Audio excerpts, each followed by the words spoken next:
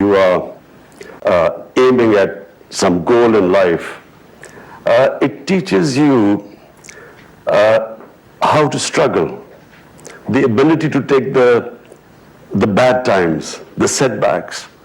So the quality of success is not how you handle the good times, it's how you handle the bad times and how you cope with them, how you learn from the setbacks, not get demoralized.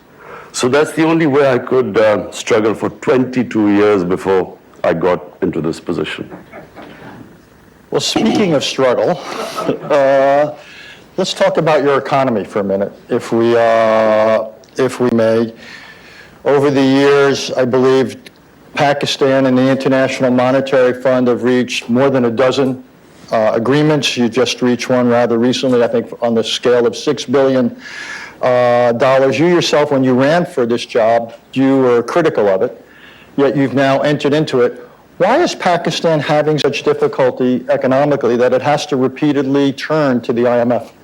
You see, it's the moment you have a deficit, whether it is current account or fiscal deficit, means you're not managing your economy properly, and it's just like a household. If the house is going into a deficit, you have to raise your income, cut your expenditure. So this inability of successful governments to manage our economy is why we keep landing up with the IMF. We inherited, unfortunately, the biggest current account deficit in Pakistan's history. And so the first year has been a real struggle to basically fix this deficit.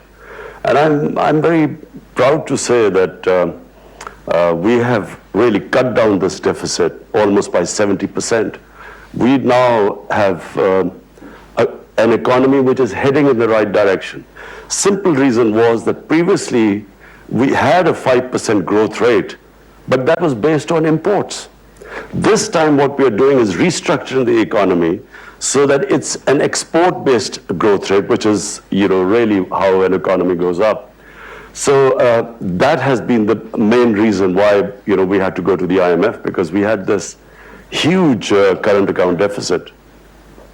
I also wanted to talk about your relationship with China. Pakistan is on the short list of the countries that receives the most Belt and Road investment from China. So there's really two questions flow from it. Won't this dramatically exacerbate your debt challenge, given the nature of Chinese support?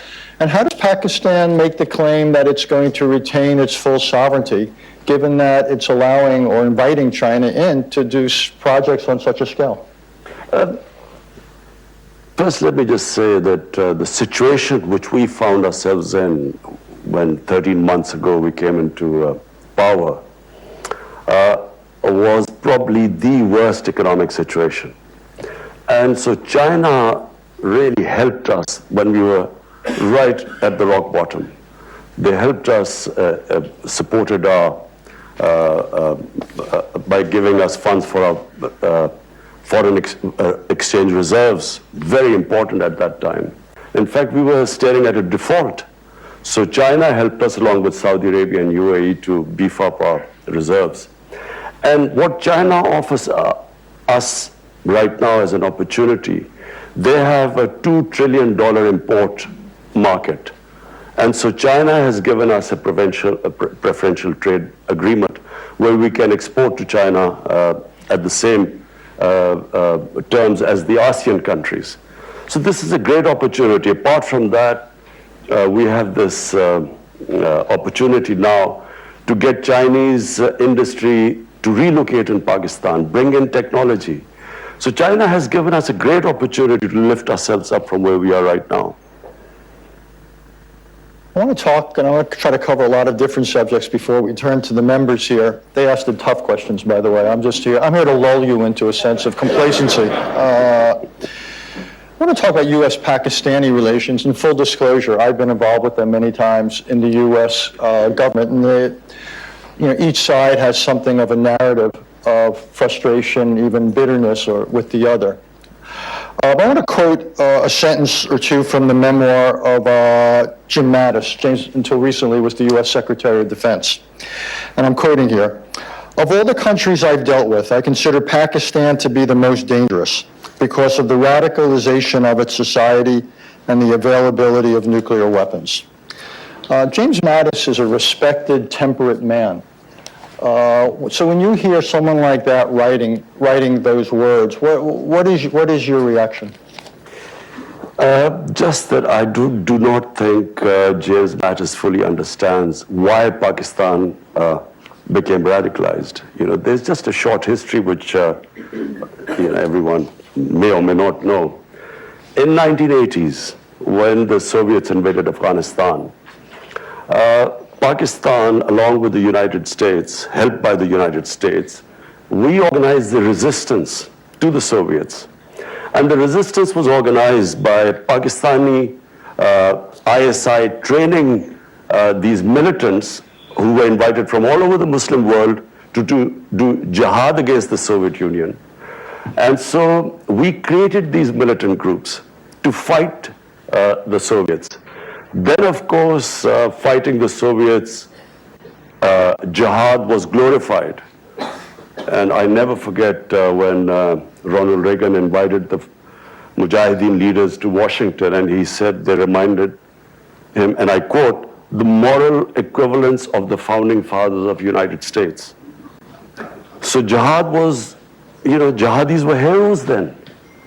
Come 1989, Soviets leave Afghanistan, the United States packs up and leaves Pakistan with a lot of those who would have reminded Ronald Reagan of the moral equivalence of founding fathers, and we were left with these groups. And then comes 9/11, and Pakistan again joined the US in the war on terror, and now we are required to go after these groups as terrorists, who were now they were indoctrinated that fighting foreign occupation is jihad. But now when the US arrived in Afghanistan, it was supposed to be terrorism. So Pakistan took a real battering in this. I have to say, Richard, I opposed this from day one. I said we had first trained these guys to fight jihad, and it was a great idea, and now we are telling the same groups it's terrorism. So we should at least have stayed neutral. Pakistan, by joining the US after 9/11, committed one of the biggest blunders. 70,000 Pakistanis died in this. We had, some say over 150 billion, some say 200 billion, some economists, Pakistanis, 200 billion lost to the economy. And on top of it, we were blamed for the US not winning in Afghanistan. I thought it was the worst period for Pakistan. The lessons learned now, I think the Pakistan government should not have pledged what they could not deliver. How could they deliver? There were insider attacks in the Pakistan army. The groups that were close to the Pakistan army, the army was now trying to kill them. So, in a nutshell, when Mattis says Pakistan was the most radicalized state, this is why we were. First we create these jihadis, and then we try and kill them, who then turn against the state. And that's why we suffered. Isn't, though, the criticism fair that you are partially responsible for our difficulties in Afghanistan because Pakistan continues to accord sanctuary, provide sanctuary to the Taliban, and even if you can't always succeed against radicals who are on your territory, it seems to me it's totally legitimate for the United States to expect 100% effort. And at times we have argued, and we would argue that the effort is anything but 100%. Look, here was someone who kept saying that there's never going to be a military solution in Afghanistan. I kept telling Pakistan government whenever I had a chance. I came here in 2008.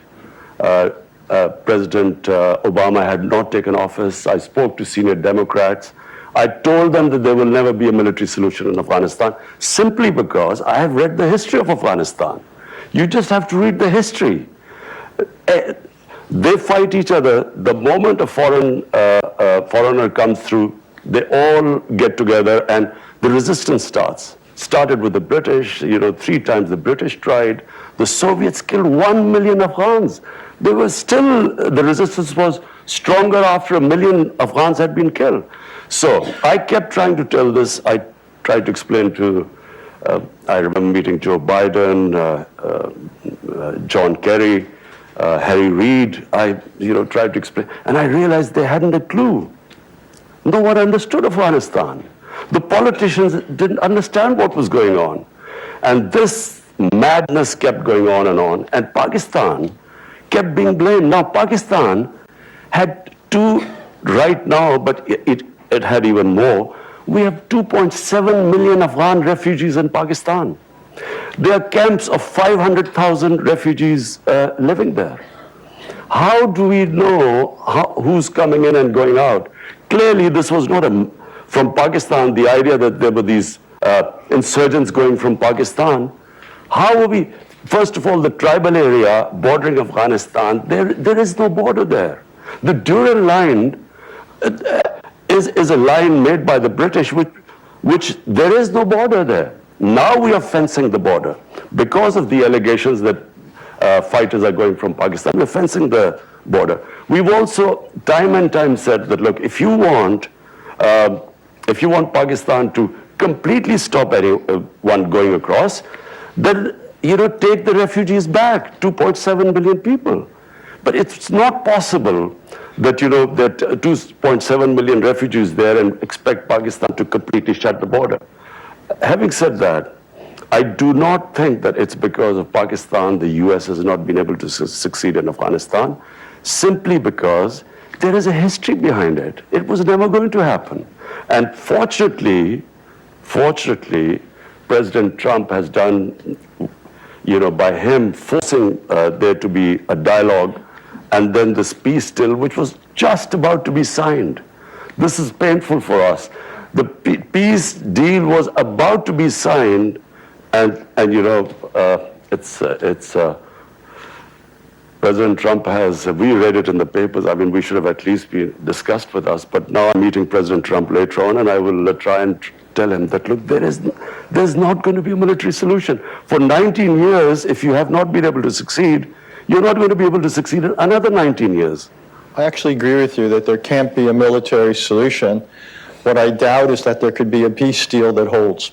So even if there were an agreement with the Taliban, what is there about the DNA of the Taliban that leads you to believe that any peace they would sign would be anything more than tactical? I feel that this is not the Taliban which was there when in 2001, who was displaced by the US. Things have changed. They say that you only cross the river once. This is realities have changed. They have learned. Taliban realize that they cannot control whole of Afghanistan. The Afghan government knows that they cannot, there needs to be some sort of a peace deal. There has to be a political settlement. Let's just face it. You only have two choices. Either you fight or you have some sort of a political settlement. There's no point in fighting anymore. I wish that this deal had been signed, there would have been ceasefire, and then we would have proceeded towards the only way there's going to be, the US is going to eventually take the troops out and there'll be peace there. So I agree with you, Richard, it's going to be tough. I never for 1 minute assumed that this is going to be easy, but it is the only way. Actually, I actually think there is a slightly different way, which is, one idea is we would fight for military victory. I agree with you, that's not within reach. I am profoundly skeptical of a peace agreement. The third approach, for as long as it takes, is to support the government and basically preserve what you can in Afghanistan so it can't again become a basis for terrorist attacks. It's not a solution, but the United States has kept forces in other countries for more than half a century. We have supported governments. It's not a solution, but it might be preferable to a situation of Taliban control over the country. I don't think Taliban will be able to control the whole country. I think there will be a settlement. Look, people of Afghanistan have suffered for 40 years. I mean, it is inhuman what they're going through. Anyone with any humane feelings would want there to be peace there. Every day there are bomb blasts going and people dying. So anything to actually stop this, again, Richard, I agree with you that after the 17 years of bloodshed and the way things have gone, I agree that it's not going to be easy. But I also don't think that if we go the other way, it'll be just more of the same. If Taliban today are stronger than they were for, maybe in 2010, when the last time there was chance of a peace talks, when Holbrooke was there, they're much stronger than that now. And when they see that the US is about to leave, their morale is up. Exactly. Which is why some of us are skeptical. But no, so what I mean is that military is not the solution. If they're now feeling stronger than before, they're not going to be able to give up if you kill or bomb more of them. I'm going to move on, but thank you. I think it's an important exchange. Osama Bin Laden, when he was found and killed by American troops, he was just outside of your capital. Has there ever been a Pakistani investigation, a government investigation, as to how that could have happened? That he could have been living there for so long? There has been an investigation, but I don't know whether as far as I know, the Abbottabad Commission sat down, and I don't know what the conclusion was. But I can tell you one thing. You see, I again go back. The Pakistani army, ISI, trained Al-Qaeda and all these groups to fight in Afghanistan. There were always links between there had to be links because they trained them. Now, as I said, after 9/11, when we did a 180-degree turn and went after those groups, not everyone agreed with us. But in the army, people didn't agree with us. And so, as I said, there were more insider attacks in Pakistan. General Musharraf, there were 2 attacks on him, suicide attacks on him, which were insider from within the army. So people, so as far as I know, and I think there was a statement by President Obama that Pakistan military, the army chief, the ISI chief, had no idea about this. Because I think they were listening, to the conversation the night the raid took place. And they said so. So if there was, it was probably at lower levels who already had contacts. I actually wanted to follow up on something, and I don't mean to be disrespectful, but in the modern history of Pakistan, I would say most outsiders, when they look at the prime minister as a position, and they look at the strength of the chief of staff of the army and the head of the ISI, the intelligence directorate, they would say the preponderance of power is in the hands of the other 2 individuals, the head of the army and the head of intelligence. Is that a fair characterization? So do you really feel limited in what you can do as prime minister? Look, in any democracy or any form of government, democracies function because of moral authority. If democracies lose their moral authority, then the physical strength and authority lies with the army. In our country, because space was given due to a lack of moral authority, because of corrupt governments, the army, naturally there's no vacuum, so it moved in. I can tell you that since I have been 13 months in power, every policy of mine is in our manifesto. We wanted peace with all our neighbors. We opened the Kartarpur corridor, opening up. Normally this would have had security implications. Our security forces would have resisted. Our policy with Afghanistan, which we reached out immediately to Afghanistan, to President Ghani. I have invited him to Pakistan. We speak regularly if there's any issue. Every policy of my government, which was peace with our neighbors, has been backed by the Pakistan army. I'll even go further. The only time the Pakistan army has cut its military budget is when my government started an austerity campaign and they followed, and they actually took a cut in their military spending. It's never happened before. I can tell you that all policies of my government have been completely backed by the army. When I spoke to Mr. Prime Minister Narendra Modi, I told him, I said, look, my country stands with me because we want peace. We have decided, we have a new policy with Afghanistan, with India. We want a new beginning. You take one step towards us, we come towards you. And he sort of said, are you sure? Meaning that is the army behind? The army completely stands with us, with our policies. So in past, it may be true, and I repeat, it's because governments lose. When democratic governments don't have militant wings, they have only moral authority, and that's much more powerful than physical authority. Just two more questions for me. Since you raised India, I wanted to get to it. It may have been your hope to have improved relations with India. Needless to say, it hasn't worked out that way. So, and along the way, you said some pretty brutal things about Prime Minister Modi and about the philosophy of the BJP and so forth. So what is a realistic path? Because one analogy I often draw is at the height of the Cold War, the U.S.-Soviet relationship had far more dimensions to it, far more substance to it, than the India-Pakistan relationship has now, in terms of diplomatic contacts, economic contacts, and the rest. So how do we take this relationship between two nuclear-armed rivals that have a history of conflict?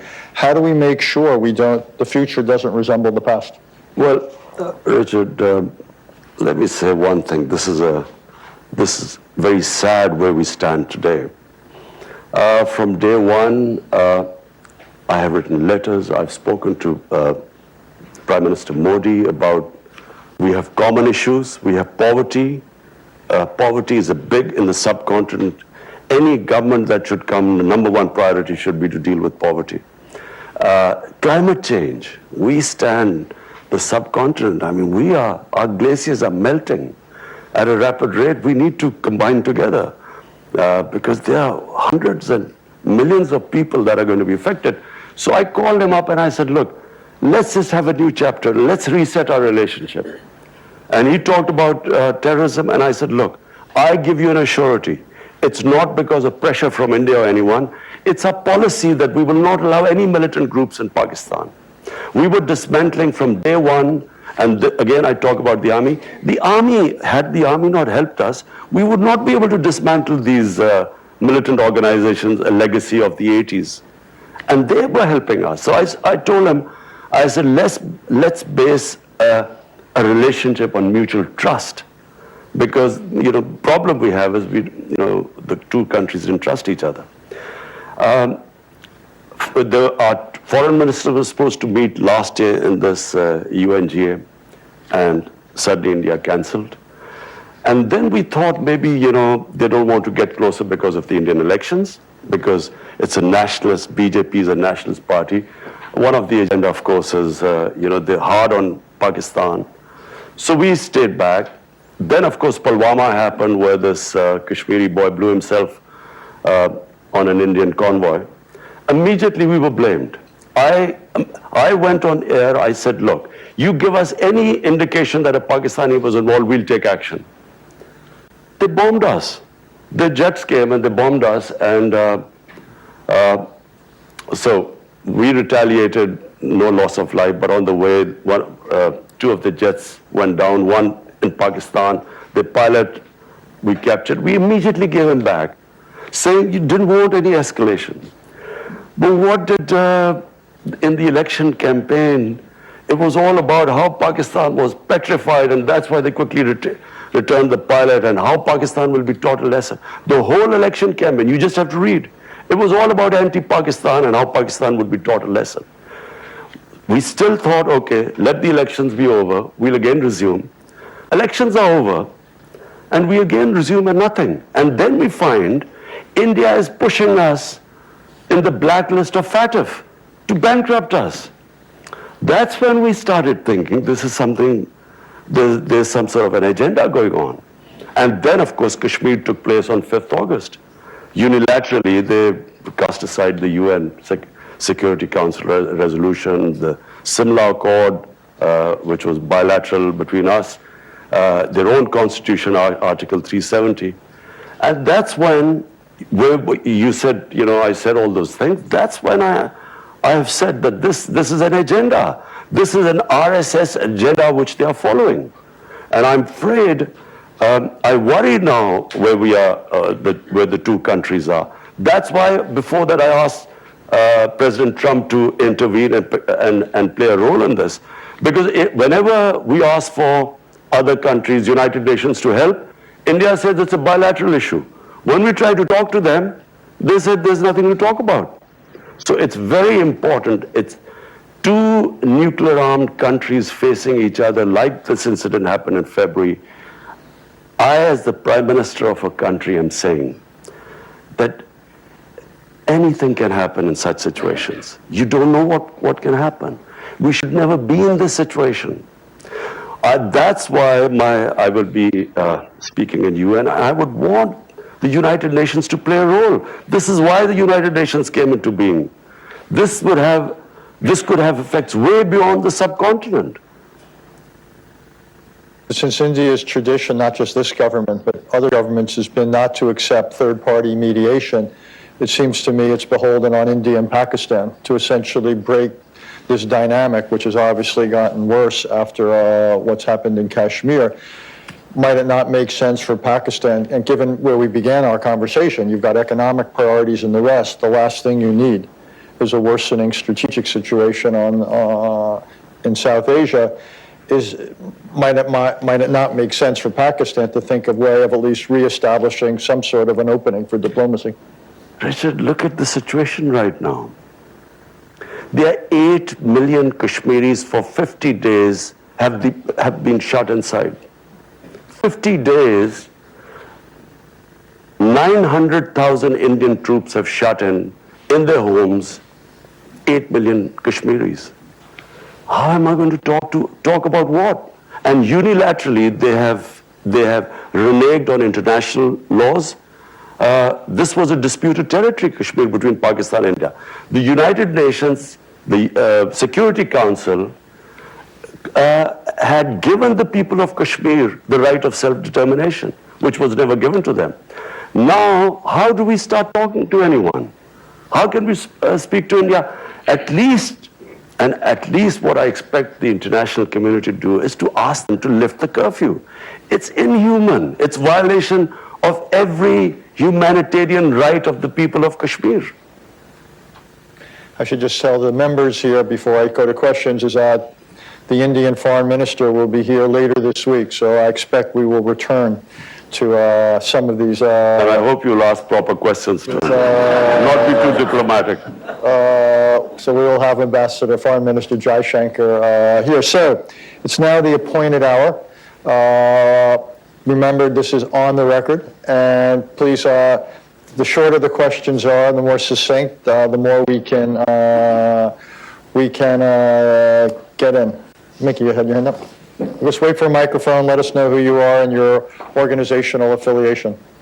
Hi, good morning. I'm Minky Worden from Human Rights Watch. Our discussion today has proceeded without any mention of rights for 150 million women and girls in Pakistan. As Human Rights Watch has documented, there are serious problems with access to education, forced marriage, child marriage, and honor killings. What are your plans to deliver justice and accountability for women and girls? Thanks. Our main plank of our manifesto is rule of law. All the things you're saying is because we have weak enforcement of law. We have laws protecting women, we have laws protecting the weak, the minorities, and at times when these violations take place, it's because our enforcement, our implementation is weak. But I can tell you right now, 13 months, we have taken steps to protect our minorities. We have taken steps to protect the worship places of the minorities. The initiative which we have taken with the Sikh community is opening up the Kartarpur corridor is unprecedented. We are now in the process of restoring places of worship, because Pakistan was also the center of Buddhist civilization, and also the Hindu shrines. So my concept of Pakistan is where our minorities are equal citizens. They have all their rights are protected. All the women, the weaker sections, the poor people in our country, we have come up with the biggest ever poverty alleviation program despite our fiscal constraints. It is one of the, in our history, it's the biggest poverty alleviation campaign which we've started. So to sum it up, my idea of Pakistan is basically rule of law, and not just protecting the weaker sections of the society, but also helping those areas of Pakistan that have stayed back, like FATA. FATA has merged with Pakistan for the first time with KP, and we have spent funds to rehabilitate the people of FATA because of the war on terror. Just so you understand, in the World Economic Forum report, Pakistan comes in literally second to last in terms of the gender gap. So is what you're saying that the challenge is to enforce existing laws, or do you really need new laws and new programs to help girls and women have opportunity? You don't need new laws, but you need special packages for those sections of the society which have been left behind, which includes, this program we have is one of the biggest, the most comprehensive program for women in rural areas to lift them out of poverty. Sure. Jeffrey. Jeff Laurenti. Mr. Prime Minister, following up on your answer just now, which broadened the aperture from women to the minorities in Pakistan, and Richard's earlier question about radicalization there. You have seen bombings of Shiite mosques in Quetta and elsewhere, the assassination of Governor Salman Taseer by an Islamic extremist, the capital death penalty case of Asia Bibi, who was finally allowed out of Pakistan for being a Christian who didn't entirely reverence the Prophet Muhammad. And you have publishers who are fearful of Islamist attacks and such. Is there any progress to be made on reforming those blasphemy laws, and how pervasive is the sense of the tiny minority of fundamentalists being able to employ violence in order to enforce religious conformity, and you get help from elsewhere in the Muslim world, like Saudi Arabia, at being able to progress toward a more moderate Islam? Okay, first let me clear one thing. There is only one Islam. There's no such thing as moderate Islam or radical Islam. I even heard yesterday that there was this radical Islam. There is only one Islam. Islam, like all human communities, has its radicals, majority moderates, and then of course some lunatics who every human society has it. There you might have your racists. When I first went to England, there were these skinheads who would beat up people because of the color of their skin. So there is only one Islam, and the Islam we follow is the Islam of Prophet Muhammad sallallahu alaihi wasallam. And that Islam, according to the Prophet, all of us are born children of Adam, so we are all equal, regardless of our color of our skin. That Islam gave complete rights to minorities. In the state of Medina he created, a Jewish citizen wins a case against the Khalifa, the head of state. He loses the cases against a Jewish citizen, which means that they were equal citizens if they could stand and win against the head of state. That's the Islam we follow. In my vision of Islam, all human beings, regardless of their religion, are equal. Now, if we have not been able to enforce our laws, it's because, unfortunately, we have ruling elites that have kept themselves above law. And when that happens, and Pakistan is not the only country like this. There are countries where you have sections of populations, the elites, above the law. And when that happens, there is no rule of law. Then might is right. So my party is called Tehreek-e-Insaf, Movement for Justice. And justice means justice for all human beings. In fact, for me, justice means for animals too. Because in the state of Medina, who we look up, for Muslims there is only one model, and that is the Prophet created the state of Medina. That state of Medina gave rights to women first time, property rights. That state of Medina first introduced progressive taxation. First welfare state. State took responsibility of handicapped, orphans, widows, poor. That state of Medina had rule of law. No one was above law. So, and as I quote, a Jewish citizen could win a case against the head of state. That's the state we want. That's the ideal we move to. Unfortunately, we are not close to that ideal, and this is why 13 months on the line, we have, at least what we have done is, no one would have touched the criminals who plundered our country. No one would have been able to put them in jail because there was one law for the powerful and the other for the weak. So it's a process. It's not going to happen overnight, but this is my ideal. Yes, ma'am. Thank you very much, and thank you for your comments. My name is Rina Amiri. I'm from NYU, and I'm an Afghan American. And you're right that Afghans are tired of war. They desperately want peace. And they supported Ambassador Khalilzad's efforts. But it was a peace process that left them deeply anxious, and they felt it was imbalanced in favor of the Taliban and that it emboldened the Taliban. They would seek the support of Pakistan for reigniting peace talks, but one in which a number of the issues that they are concerned about are on the table, including having talks with the Afghan government either directly or through proximity talks. They want more explicit language from the Taliban on women's rights and minority rights. And they want more explicit language denouncing terrorism or links to Al-Qaeda, none of which were there when this agreement was nearly signed. Thank you. I would just like your comments, and if that peace process, if and hopefully when it's reignited, what support can the Afghan people get from Pakistan in this regard? Thank you. Well,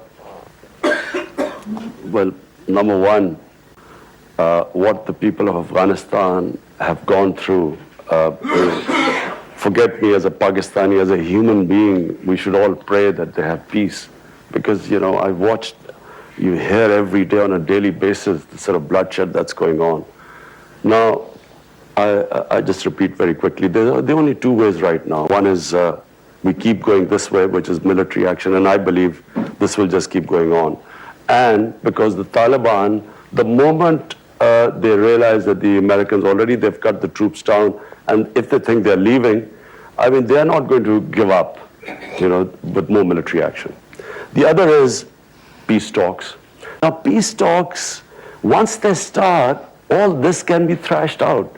I honestly believe that this is not the Taliban of 2001. There's a lot of things that have happened, and I believe that they will be more accommodating. The Taliban delegation wanted to meet me. Problem was that the Afghan government did not want me to meet the Taliban delegation, so I did not meet them. But I told President Ghani, I said, look, if I meet them, I would try and convince them about all the things you're saying. And not only that, I would try and convince them that the Taliban must talk to the Afghan government. At the moment, they're only talking to the Americans. There are no direct talks between Taliban and the Afghan government. I would have tried my best. Because finally, I mean, yes, they've looked back in 2001 and that period, and they think that, you know, the way Taliban behaved at the time, minorities and so on, with the attitude to women. But I think once the talk starts, I think all these things will eventually fall into place because the people of Afghanistan, both sides, want peace right now. Jeffrey Rosen. Thank you. Jeffrey Rosen from Lazard.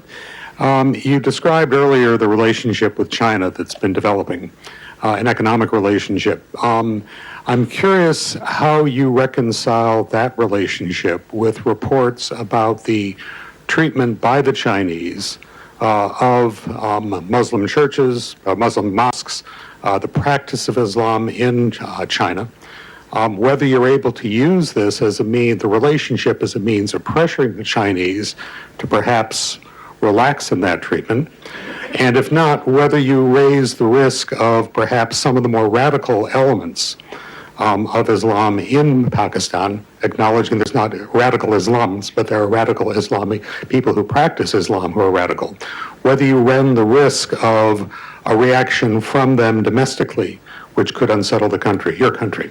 Particularly given what the Chinese are doing, with the Uyghurs. Look, with the Chinese, we have a special relationship, and any of, it's the way China functions, any of issues like these, we talk to them privately, we don't make public statements, because that's how China is. And I again repeat, I mean, China has come to a help when we were right at the rock bottom. So I would not publicly talk about it, but just, as someone who has taken over Pakistan 13 months ago, faced the biggest economic crisis, to dealing with that. We have problem in Afghanistan trying to settle that. We are worried about what would happen now with Iran and Saudi Arabia, the United States. That's the other border. So one border Iran, the other Afghanistan, and now with India. I think I've got enough on my plate right now. Wouldn't you say, Richard? What would you do if you were in my position? You'll probably have a heart attack by now. Unlikely.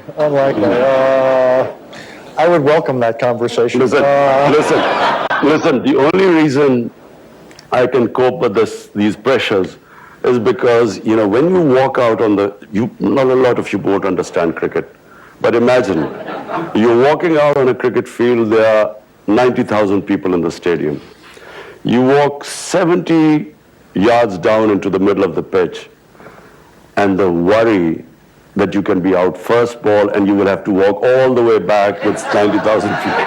So that takes character. It builds. So you are able to play under pressure once you cope with that, and that's the only way I have coped, and Richard, you would not have been able to. I'm telling you. Every golfer knows what it's like at the first tee when the crowds are there. Golf is a piece of cake compared to this. We could continue that, but I will show uncharacteristic discipline. Sure. Michelle Caruso Cabrera, CNBC contributor, following on the conversation about China. Richard asked you very directly about maintaining your sovereignty in the face of so many Chinese loans, and you didn't answer it directly. I mean, you've talked about China coming in when you were rock bottom, but are you concerned about the trade-offs that level of investment presents to Pakistan? Absolutely not. I mean, for instance, I mean, what would China, how would it impinge on our sovereignty? Maybe they would say, don't have a good relationship with the US. But the Chinese have never, ever interfered in any of our foreign policy, in any of our domestic policy for that matter. I think China sees Pakistan as the CPEC, this economic corridor and the Belt and Road Initiative. They see this as a great opportunity for them. I think China is one country which we can all learn from. Their main concentration has been on trade and wealth creation and lifting the standard of living of their people. What I admire about China the most, in 30 years they have taken 700 million people out of poverty. It's never been done in human history. And when I came, if you ask me what is the one thing I want in Pakistan, lift 100 million Pakistanis out of poverty. This is our main thing. So that's where we have learned a lot from China, how they how they tackle poverty in these last 30 years. So the answer to the question, there have been no demands by China which restrict our sovereignty. Are you not put off that China has accomplished what you said, but they've done it at a great price and cost in terms of democracy, human rights, and the rest, not just for Muslim Chinese, but for all Chinese? Are you not put off by that aspect of the cost of their development model? Well, who am I to comment on China? But the fact is that if any human society can accomplish this, this is humane. This is taking people out of poverty. I mean, I admire that the most. For me, if I had, but I don't have, unfortunately, the Chinese model, and if I could order people around, and I could get people out of poverty. Not just that, the way they've tackled corruption. Unfortunately, I can't do that in Pakistan. 450 ministerial level people in the last 5 years have been put into jail on corruption. I mean, I wish I could do that in my country. But, we have our limitations, but it has to be admired what they've done in terms of taking what China is now. I mean, 30 years ago, you wouldn't believe what they've been able to achieve. Mary Boyce. Mary Boyce Schiller. The attack on the Saudi oil last weekend. If the response were left entirely to you, what would the response be? Mary, I am and will always be a pacifist. I am anti-war. I do not believe wars solve problems. You go to solve one problem, you give birth to 5 other problems. You go after Al-Qaeda, you create ISIS. I do not believe wars solve problems, unfortunately. I would do everything to resolve this issue through diplomacy. I would be trying my best, because if there is a conflict there, the consequences, I mean, just look at the poorer countries. Do people care about poor countries? Imagine if oil prices go up. And we are struggling finally to sort of try and balance our budget. This will just immediately throw everything for us. And so we already have the war we had, war on terror. 70,000 Pakistanis died. And it's a lesson my government, people of Pakistan have learned, that we will avoid conflict at everything. And we can't afford another conflict going on in our neighborhood. Yes, ma'am. You've been very patient. Masuda Sultan, All in Peace, a coalition of Afghans and Americans looking to end the longest war in American history. I wanted to thank you for your comments on Afghanistan and the war. And you've been supportive of U.S. efforts at peace negotiations and indicated your willingness to encourage Trump to continue negotiations. My question is, what steps do you intend to offer to take as the Pakistani Prime Minister to advance the dialogue? For example, you mentioned that you didn't meet the Taliban when the Afghan government requested you not to. So what other steps do you intend to take? And how does the Kashmir issue complicate, or does it the Afghan issue?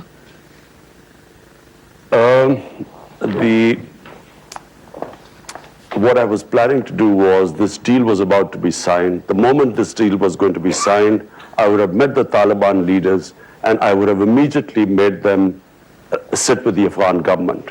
So that was the last thing left. At the moment, the Taliban were only talking to the Americans. And so once they had, the deal was signed, then we would have got them to talk to the Afghan government. I would have tried my best. And I feel that was the way ahead. We just read the tweet about the talks breaking down. I wish we had been consulted and we would have tried our best. This was always, the fact that President Trump felt that because of, the terrorist attack, because of that, he had broken off talks. But, when you are fighting and talking at the same time, this was always going to happen. But they have to stay the course. So I will be trying my best to convince President Trump to resume the talks. To what extent are you using Twitter as a tool of political persuasion and reaching out to your own population or to India's? To what extent is Twitter a tool for you? I try my best to convey my feelings. I do feel, Richard, I honestly feel, I'm sitting in front of you, I have known India. I have had love and respect from India and fan following because India loves cricket more than any other Pakistani. I'm more worried about India right now than probably even Pakistan, because India is not heading in the right direction. If you see what has happened in India in the last 6 years, it is frightening for some of us. It's not the India I know of Gandhi and Nehru. It is this ideology that has taken over India of Hindu supremacy. And this, whenever such an ideology takes over, there's always something they blame. You have to hate someone to be, supreme and an exclusive Hindu India. This is the ideology that assassinated Gandhi. This is the ideology that was banned in India for 3 times. And now, unfortunately, it is running India. And I fear, because I think you can reason, as long as you can reason with people, the 2 nuclear-armed countries need not worry about anything. But unfortunately, with this ideology of racial supremacy, I don't think you can reason, and I'm generally worried. And that's why I'm speaking to the heads of state. I've just spoken to Prime Minister Boris Johnson. I will speak to Donald Trump. I will speak to other leaders. I will speak in the UN. I'll try my best that the world must intervene before this goes too far. That is a sober place to stop. The Prime Minister has to get to a meeting with the Chinese delegation, so I promised we'd let him out.